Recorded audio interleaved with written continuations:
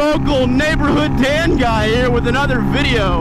On this episode of Do It With Dan, we're going to be talking about a couple of things that have no meaning whatsoever except for the first thing. Right away, I want to go ahead and get this one out the door. I'm not going to spend the whole video talking about this specifically because in my last kind of controversial video, I spent the whole video talking about it, and this one's going to be more of like a regular vlog. But as you guys know, that recently a shootout in Dallas left 5 officers dead and even more injured. I think 11 officers injured. I'm pretty pro-officer, so this affects me personally in a lot of ways. One, that I have a lot of family out in Dallas, and 2, a lot of my family are officers out in Dallas, so you can imagine that this affects me in a very direct way. And I've been meaning to make this video for a little bit now, and it just hasn't. I haven't found the right way of doing it without pissing off everybody again. So whatever. Mike the cop, as a lot of you guys might know him, he's another one of those Instagram cops that are relatively popular. He messaged me the other day. You know, him and I talk every now and again because I don't know, he might be trying to track me down and Do It With Dan for himself. I don't know how that works. Yeah, step and gum, you son of a bitch. You know, he sent me a message and said, "Hey Dan, listen, I know you're pretty pro police, and you know you give support to the people who deserve it." And well, he basically came to me and showed me this website where it's got these t-shirts and ways that you can help and support, you know, the families and the officers that were both hurt and killed in the and I'm gonna call it a terrorist act of terrorism. Those men in Dallas lost their lives and were shot at for no reason. And when I say no reason, I mean no reason. I mean, it'd been one thing if it happened in the same goddamn state as the original incidences, because violence solves violence, apparently. You know, that's how wars are won, right? Cool, makes sense. It's not that I'm saying that that's okay. I still would have been extremely upset about the whole situation, but at least that makes some sort of sense. But no, some guy, a veteran of all things, took it upon himself to snipe. You know, he decided to shoot officers, the same officers that were protecting the lives of the people that he was protesting with. So let that sink in for a little bit. How fucked up is that? So I just want to go ahead and put this in the beginning of the video. I've put the link in the description. It's t-shirts and a little bit of other stuff. It's just ways that you can help out the officers that were harmed, in the families of the officers that were killed. I know a lot of my followers have changed their mind about police officers, specific because they watch my videos, and there's a lot of them who have a lot of family that's cops. So you understand like the devastation that goes into something like this. And I'm not bringing up anything else that happened in this video because that's not where this video belongs. These men deserve their own video. But I don't have to break down anything. I don't have to analyze anything. This guy murdered 5 officers who were just doing their job and were protecting the people. Like, whatever, dude. Violence doesn't solve violence. I mean, yeah, I'm kind of a hypocrite for that, I guess. But, you know, it's true. You don't fucking kill cops that didn't do anything. It makes no goddamn sense. But anyway, I wanted to get that out right there. Links are in the description. I want you guys to show your support for the officers that were harmed and killed in this thing, especially if you agree with me. That'd be great. Alright. Now, that being said, I'm on my way to go stop at Bargeron's to go talk about our bike meetup, which is this Saturday. I know I've mentioned it before in the videos. Bike meets up this Saturday at Bargeron's in Brunswick. Links for that is also in the description. If you're coming out, let me know, or just by checking in on Facebook. Or if you don't have Facebook, just know it's the 16th in Brunswick, Georgia at Tom Bargeron Power Sports off of 341. So there you go. I'm gonna go talk with them and make sure everything's cool, and then I have to run by my internship and continue to finish that up, and then after that I go to the gym, and after that I go home, pick up my car, and then I go have dinner with my parents for one of the very last times, because I am moving to Atlanta in August. I know a lot of you guys know about that too, and I'm pretty sure I've just closed on this house in Kennesaw, so I'll be in Kennesaw, Georgia relatively soon. Pretty cool, right? Oh, real cool. Put this bitch's kickstand out. I put my dick on that. Yep, so we're trying to get a live band, like a vape people to come out, and we got the gun guys coming out as well. We got like some cool venues coming out for this meetup. Well, I also want to let you guys know something else that's been going on with me besides the fact that I've been hella busy. So yesterday, like last week, I said something along the lines of something weird happened to me in the gym, and a lot of you guys were wondering what it was. Well, you guys know that Laura and I work out in the same gym, and you know, even though that we broke up, I think in January, so like 6 months ago. So even though we broke up, she still goes to the same gym. She's not made any attempts to talk to me. I haven't made any attempts to talk to her. So while things didn't end like super nasty, it just wasn't a good breakup, you know?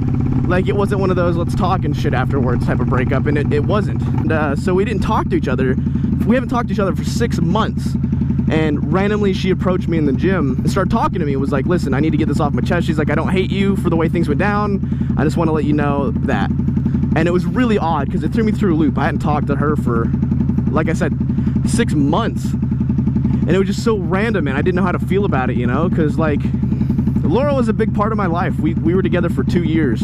And so it was just really weird. And it was hard to hear that. Like, it was really hard to hear someone say, like, I don't hate you. So we talked for a little bit, very little. And then she left and I left. And she's like, I can't have you in my life type of deal because, I don't know, we're both trying to move on. And I had a lot of shit I wanted to say. I just couldn't, like, she didn't want me to talk about what I want to talk about because she wanted to get what she wanted to say out.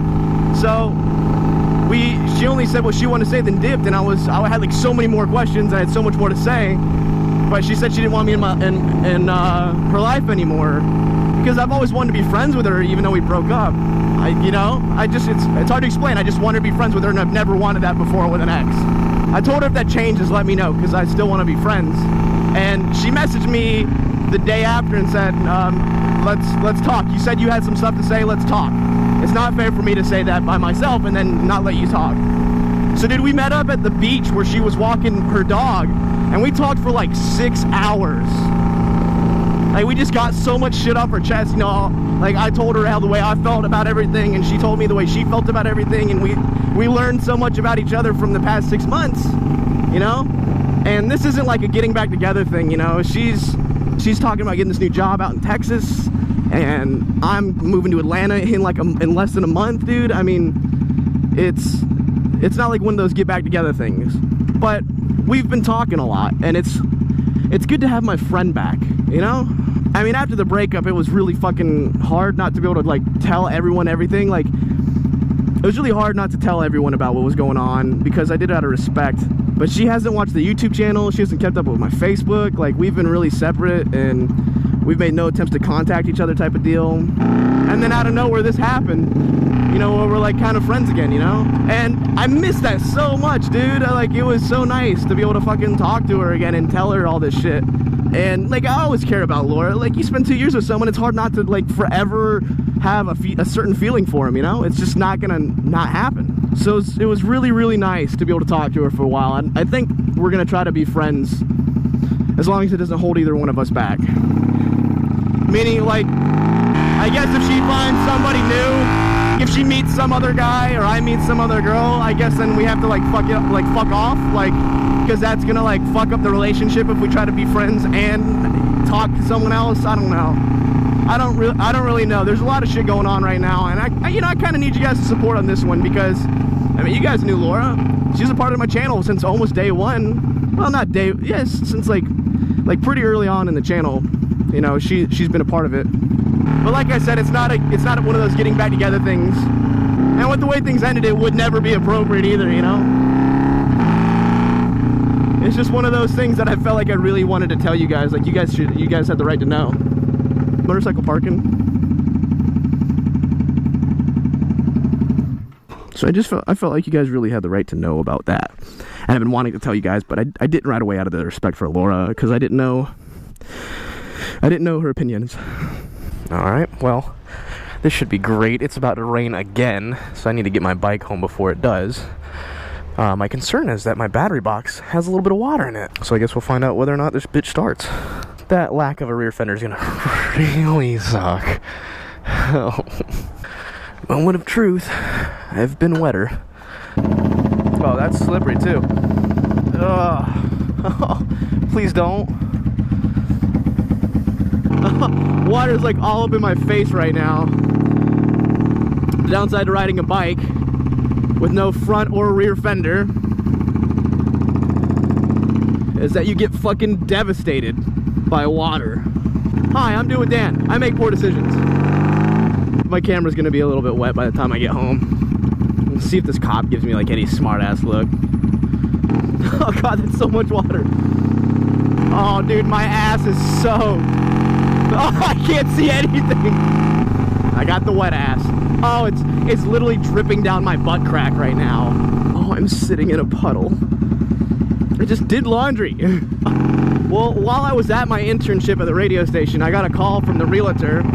You guys are just gonna have to deal with the wet lens, I guess. But we got the house in Kennesaw. Hi, girl. Shit. So it's official. I'll be moving to Kennesaw at the end of this month. Well, like mid-August. The back wheel is slinging up so much water, it's hitting me in the back of the neck. Fucking rooster tailing like a motherfucker. And I guess I'm really not all that wet. That's what she said. Oh. Hey, no more wet road. This is my new Do With Dan t-shirt too, man. I just got them yesterday, and I washed them because they were dirty. Because that's how t-shirts come. They come dirty. I come dirty too. I don't understand why they call it coming clean. I've never come clean once. Every time I've come, I've been like, this is dirty. My ass is so wet. Oh yeah, I know a lot of you guys are asking why I haven't been riding the CVR as much. I'm still waiting on 1 or 2 more pieces of plastic coming in because the right fairing. I finally got my new fairing. Also, my right fork seal. I'm sorry, my left fork seal is completely blown, so I'm not riding it until I get that fixed, which is who knows how long.